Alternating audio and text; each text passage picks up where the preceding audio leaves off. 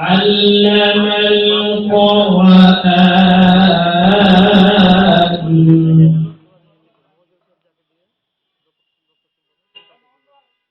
خلق الإنسان الأنام فيها فاكهة والنخل ذات الأكمام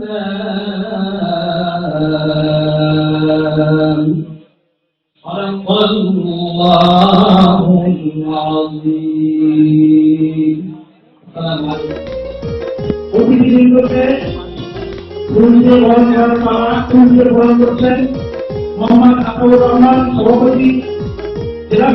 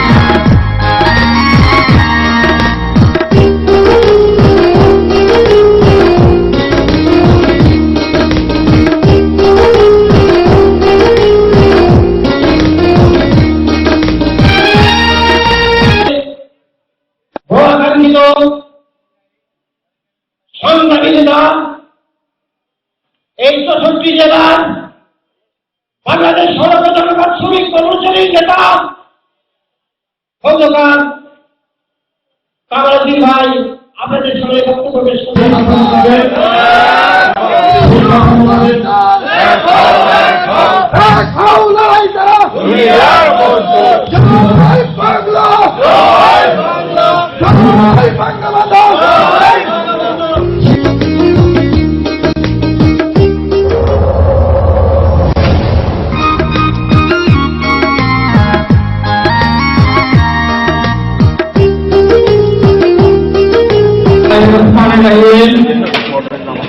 বাংলাদেশ সড়ক ও জনপদ শ্রমিক কর্মচারী ইউনিয়ন জেলা সংসদ বগুড়া কর্তৃক আয়োজিত আজকের নির্বাচনী মত বিনিময় সভার সম্মানিত সভাপতি জনাব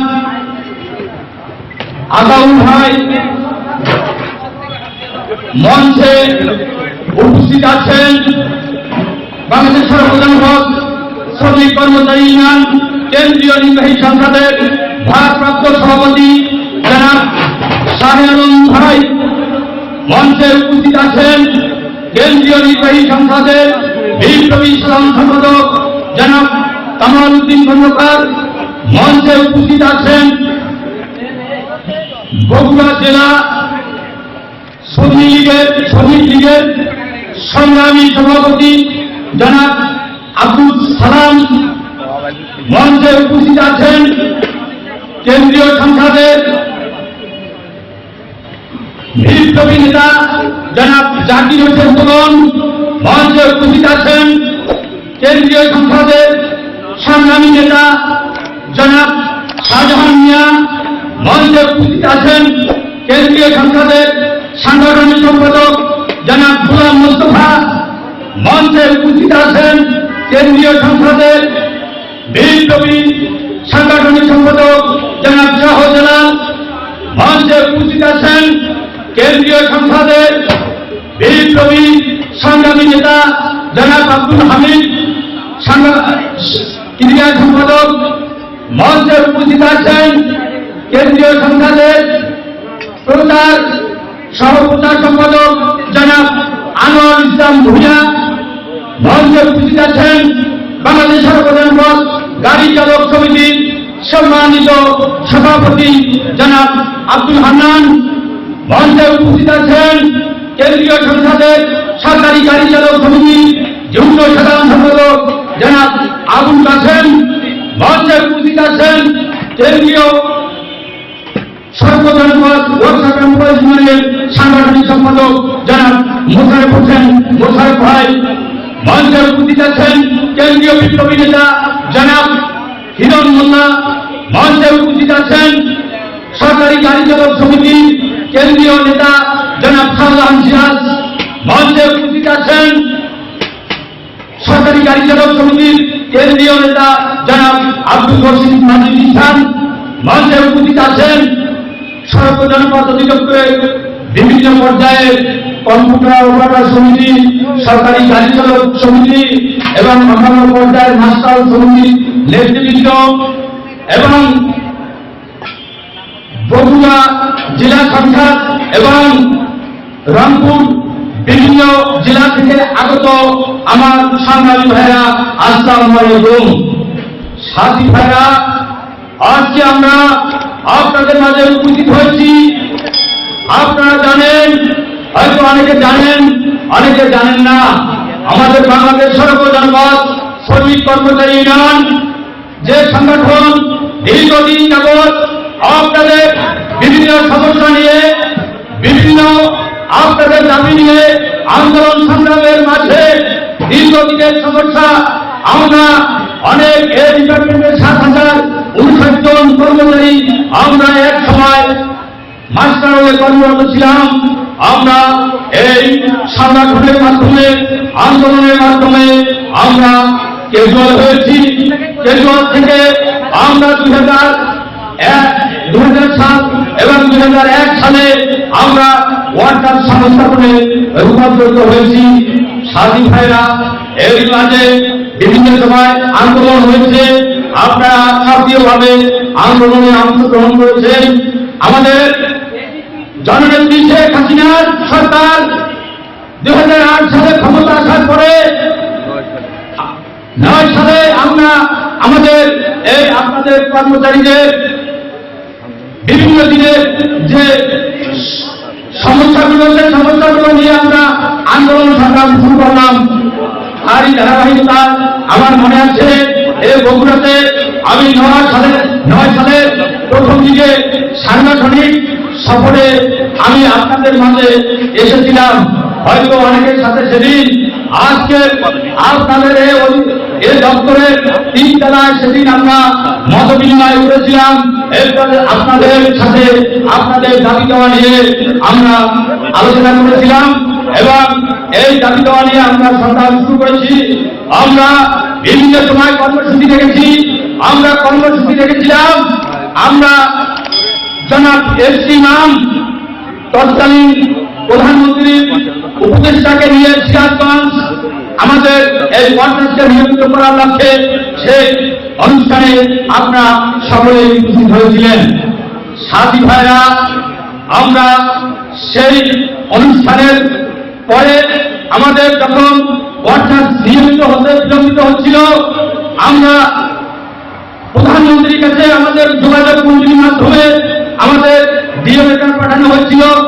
তার প্রেক্ষিতে 2012 সালে মাননীয় প্রধানমন্ত্রী সড়ক জনপদ অধিদপ্তরের 7,059 জন ওয়ার্কার্স কর্মচারীকে নিয়মিত সংস্থাপনে আনার জন্য পত্র গ্রহণ করেছেন।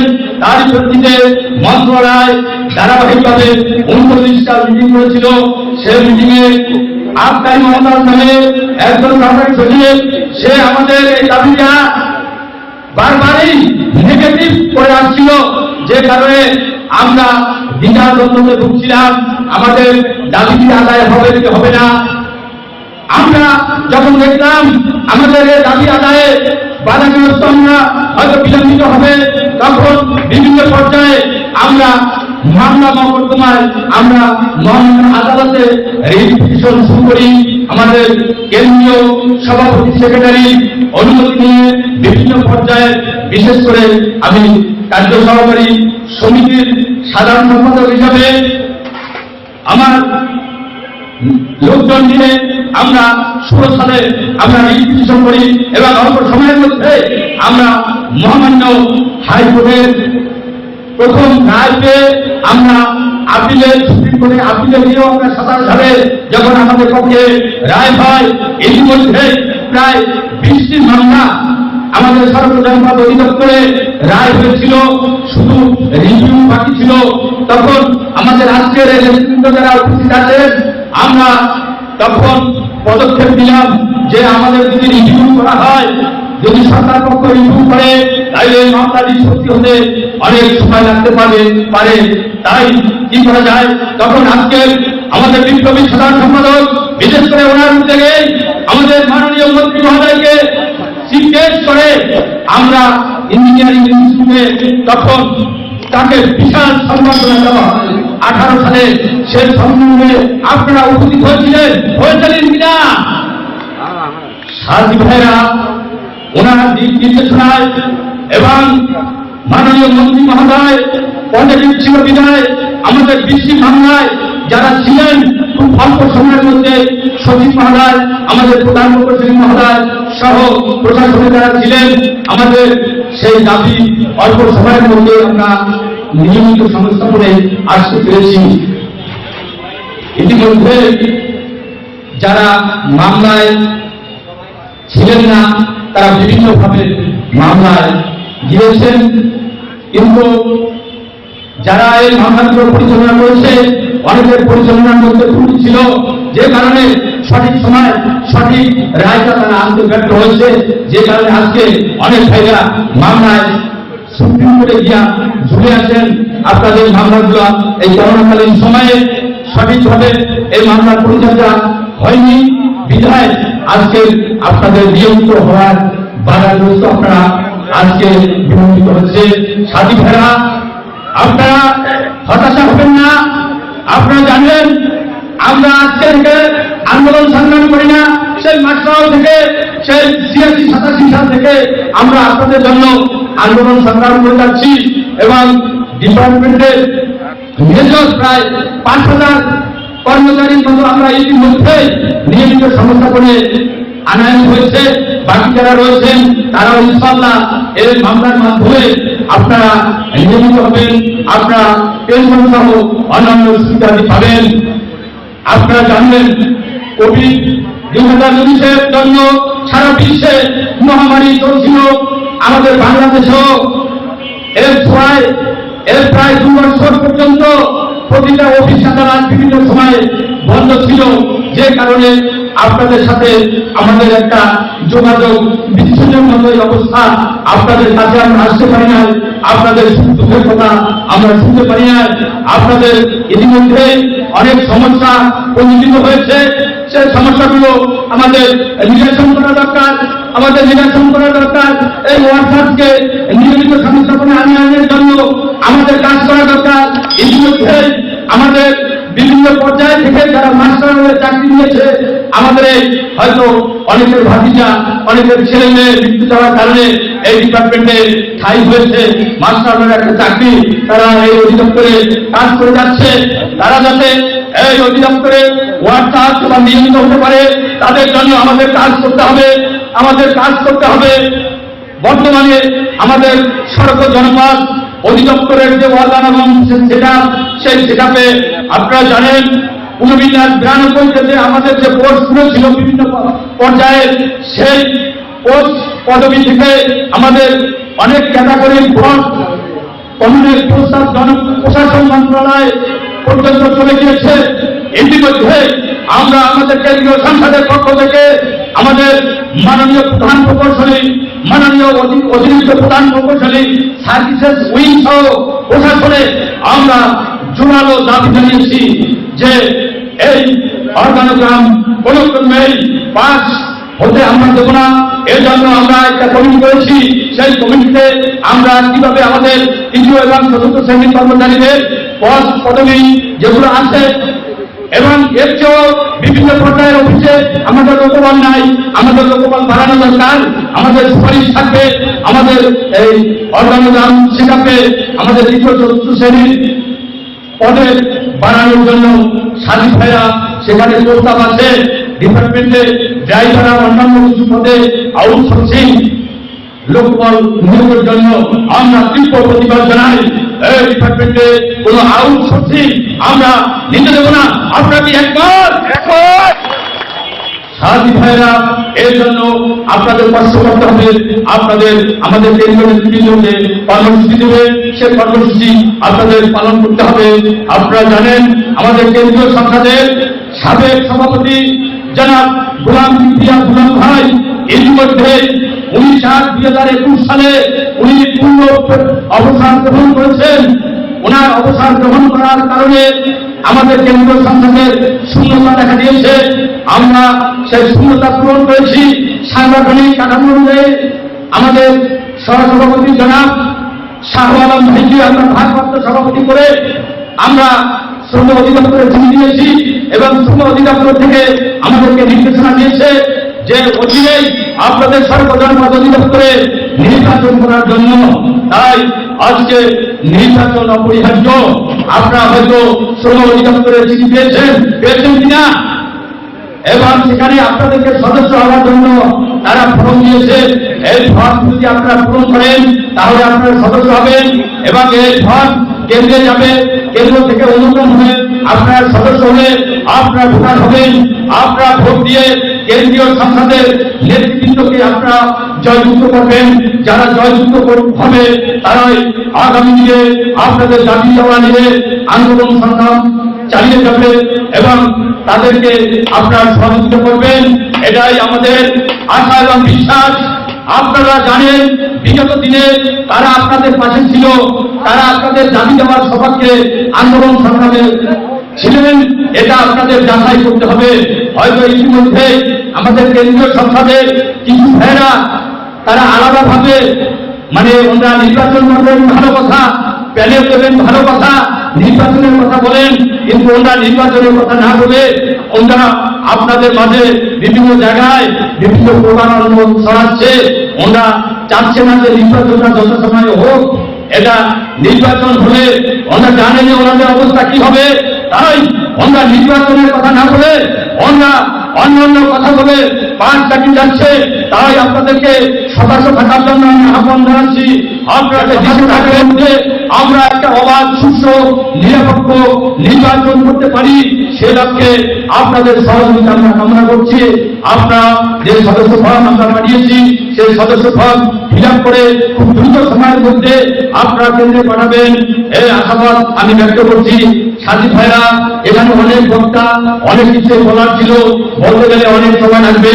তাই আমার বক্তব্য আমি আর দীর্ঘায়িত না করে আমার বক্তব্য এখানে শেষ করছি। জয় বাংলা, জয় বঙ্গবন্ধু, জয় হোক মহানগরীতে। সাথী ভাইরা, আপনারা দেখা যাচ্ছে আসলে অনেকদিন পরে তো আপনাদের সাথে দেখা। আপনারা অনেকে হয়তো জিনিয়ে গেছেন, অনেকের বয়সের কারণে, আপনারা বার্ধক্যজনিত কারণে। তাই আসলে দাবি আদায় করতে হবে, কিন্তু আপনার সন্তান হতে হবে। আমার সাথে আপনারা একটা স্লোগান ধরুন,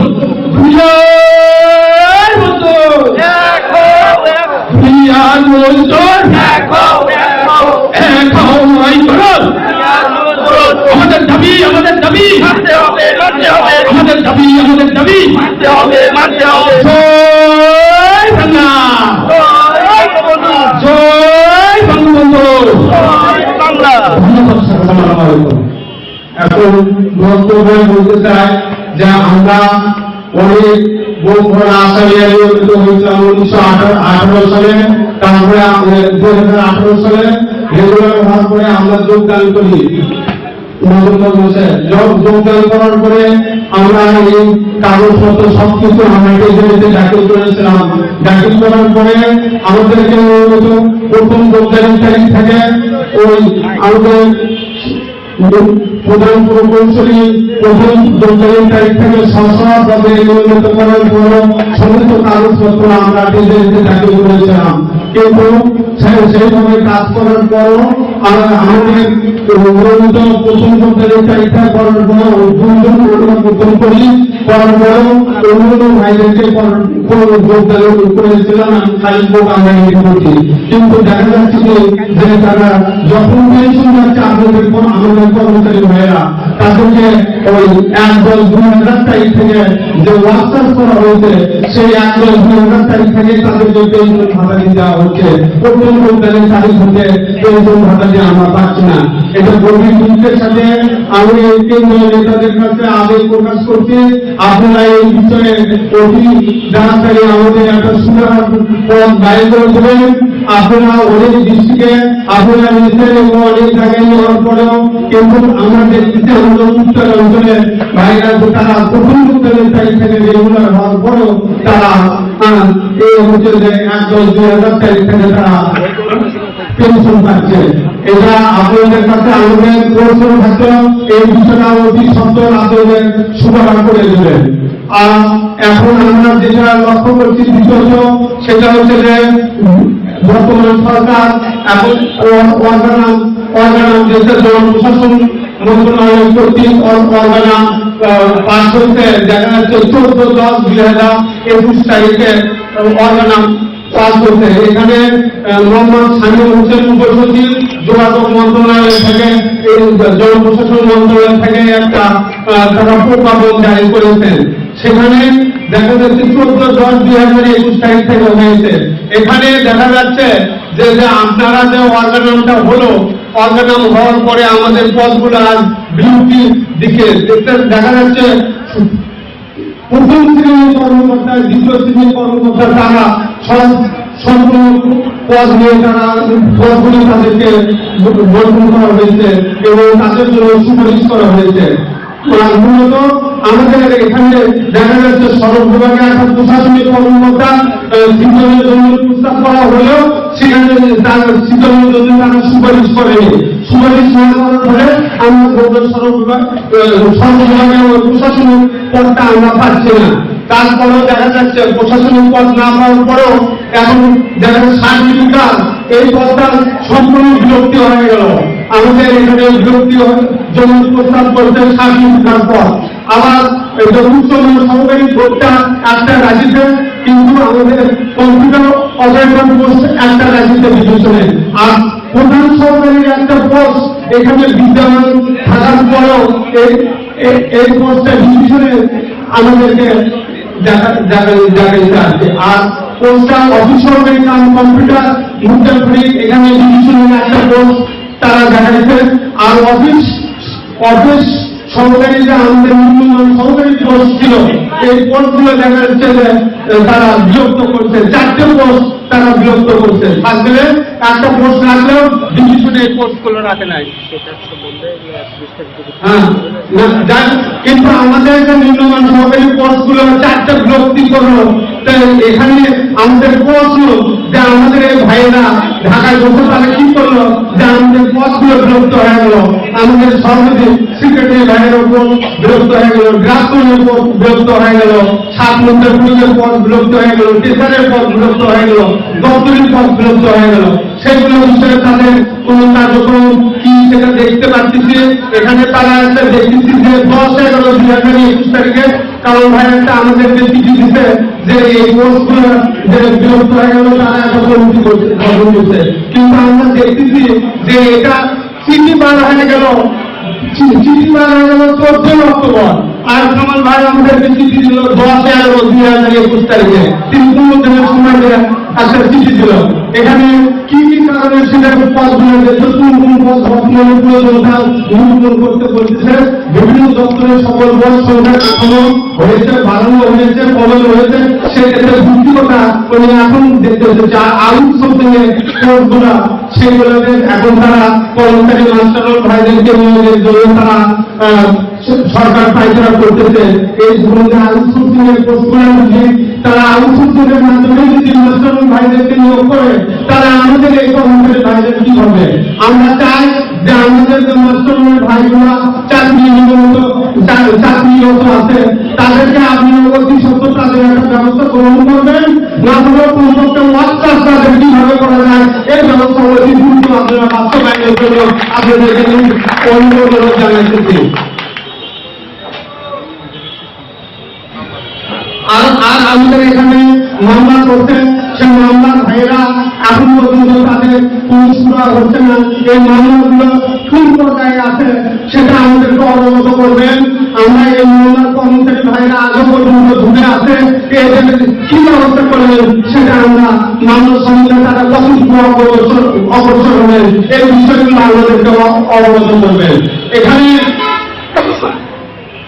আমাদের একটা মামলা তারা রায় হওয়ার পরে 2জন কর্মচারী 3 জনের মধ্যে একজন কর্মচারী সার্টিফিকেট পাঠাইছে, আরো 2জন কর্মচারী তাদেরকে নাম ছিল আমাদের সড়ক বিভাগে, কিন্তু তাদেরকে এখন পর্যন্ত ওয়েটিংয়ে রাখা হয়েছে। তাদেরকে কি কারণে নিয়মিত করা হচ্ছে না এবং আরো সারা বাংলাদেশে কিছু কিছু করছে আমাদেরকে নিয়মিত অর্ডার দেওয়ার পরে তাদেরকে ওয়েটিংয়ে রাখা হয়েছে, এই বিষয়ে তারা কি ব্যবস্থা গ্রহণ করলেন এটা আমরা সাধারণ ভাইয়ের কাছে আমরা অবগত জানতে চাই। আর আউটসোর্সিং এর মাধ্যমে মাস্টারের কর্মচারী ভাইদের এই বিষয়গুলো আপনারা অতি সত্তর অবগত করবেন আমাদেরকে, যেন আর কোনো কর্মচারী ভাইকে এখানে মাস্টার আউটসোর্স থেকে নিয়োগ করা না হয়। আর আমাদের এখানে 2টা কর্মচারী নিয়মিত করা হয়েছিল 2667 জনের জন্য। এর ভিতর ছিল হচ্ছে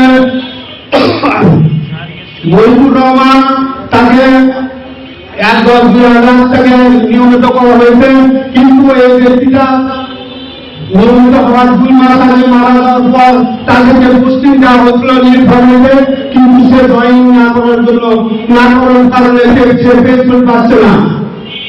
এখন আমার এটা হচ্ছে আমার এই ভাইটা আছে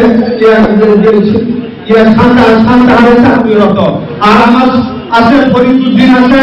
ফরিদুদ্দিন আমাদের সড়ক বিভাগে এক ভাই আছে ফরিদুদ্দিন হেলপার, তাকে 1-10-2000 তারিখ থেকে নিয়মিত করা হয়েছে। নিয়মিত করার পরে তাকে খবরে ভর্তি করা হয়েছিল, কিন্তু এই ভাইটাও 2 মাস আগে মারা যাওয়ার পরে তাই সে যোগদান না করার পরে কারণে তাকে পেনশন দেওয়া হয়নি। কিন্তু আমরা খোঁজ নিয়ে দেখছি অনেক জায়গাতে ভাইয়েরা পেনশন পেয়েছে, সে বলতে পাইছে, অন্যান্য জায়গাতেও পাইছে। এখন এই 2 ভাইকে পেনশনের ব্যবস্থাটা করে দেওয়ার জন্য আপনার আবেদন জানাচ্ছি। আপনারা ঢাকায় গেলে এই কর্মচারী ভাইদেরকে কিভাবে নিয়মিত সংস্থাপনে পেনশনের ব্যবস্থা করা যায়, এই ব্যবস্থাটা আপনারা অতি সত্তর দেখবেন। এই আবেদন আপনাদের কাছে রইল। আর আপনাদেরকে বেশি কিছু আমি এখন বলতে চাই না, আপনারা অনেক বক্তা আছে, আমি সংযুক্তভাবে অনেক থাকলেও আমি সংযুক্তভাবে বক্তব্য এখন শেষ করছি। খোদা হাফেজ, বাংলাদেশ জিন্দাবাদ, জয় বাংলা, জয় বঙ্গবন্ধু। আসসালামু আলাইকুম। সম্মানিত আজকের সভার সভাপতি, আমি সর্বপ্রথমে শ্রদ্ধা জানাই জাতির জনক বঙ্গবন্ধু শেখ মুজিবুর রহমান 1000 বছরের শ্রেষ্ঠ বাঙালি স্বাধীন হয়েছে। আজকে আমরা স্বাধীনভাবে বলতে পারছি, কিন্তু স্বাধীনভাবে আমরা দাবি আদায় করতে পারছি না। কথা বলতে পারতেছি কিন্তু দাবি আদায় করতে পারতেছি না। আমাদের বিভিন্ন সমস্যা, এখন সমস্যা আমাদের যে ভাইয়েরা মারা গেছে, যে ভাইয়েরা আজও হতে পারেনি, তাদের কি ব্যবস্থা নেবেন আশা করি আমার কেন্দ্রীয় সাধারণ সম্পাদক জনাব কামরুদ্দিন কামাল ভাই, যেনার নেতৃত্বে বাংলাদেশ সর্বজনপদ একসময় যুদ্ধে উঠছিল। আমরা চাই আজও ওনার নেতৃত্ব জেগে আছে, বেঁচে আছে আমাদের মাঝে। আমরা চাই আমাদের দাবিগুলি ওনার মাধ্যমে আমরা পাবো। সেটা কিভাবে পাবো সেটা উনি ভালো জানেন।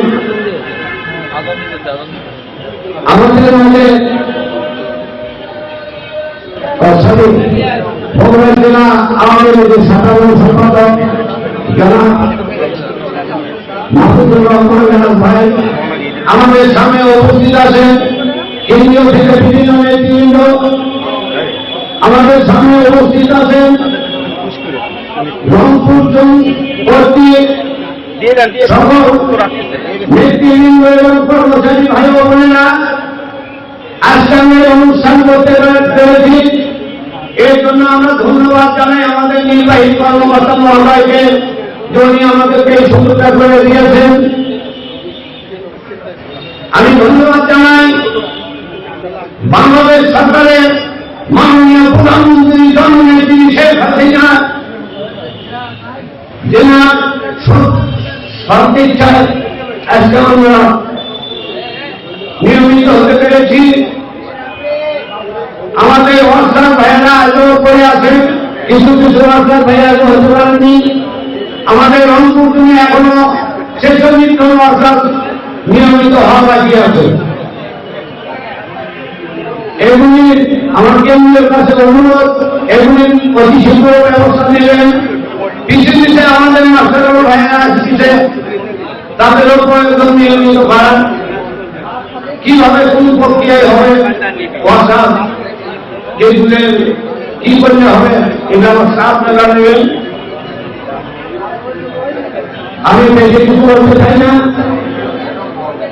যে ভাইয়ের চাকরি হয়েছে আমাদের বেতন নিয়মিত করা হলো, ওয়ার্কার করা হলো, 13 বছর কাম করে আমাদেরকে ওয়ার্কার করা হলো, কিন্তু নিয়মিত সময় আমরা সেই 13 বছর পাইলাম না। কেন পাইলাম না, কিভাবে পাবো, এই ব্যাখ্যাটা আমার কেন্দ্রের কাছে রইল। আর সাথীর শাসককে ওনারা তো সরকারি অর্ডারে ভাড়া গেছে, ভাড়া গেছে, যারা মামলায় হয়েছে ও ভাইয়েরা তো মামলায় হবে 13 বছরের বেনিফিট পাবে, কিন্তু সাথী শাসকদের কি হবে, এরা তো 13 বছর পাচ্ছে না। কিভাবে পাবে আপনারা এই ব্যবস্থা নেবেন? এইগুলো আমি বেশি কিছু বলতে চাই না, সংক্ষিপ্ত কথা বললাম। কেন্দ্রীয় নেতৃত্ব সহ সকল কর্মচারী ভাই বোনদেরকে আমি আবারও সালাম জানাই। আমি আমার সংক্ষিপ্ত বক্তব্য শেষ করছি। আসসালামু আলাইকুম।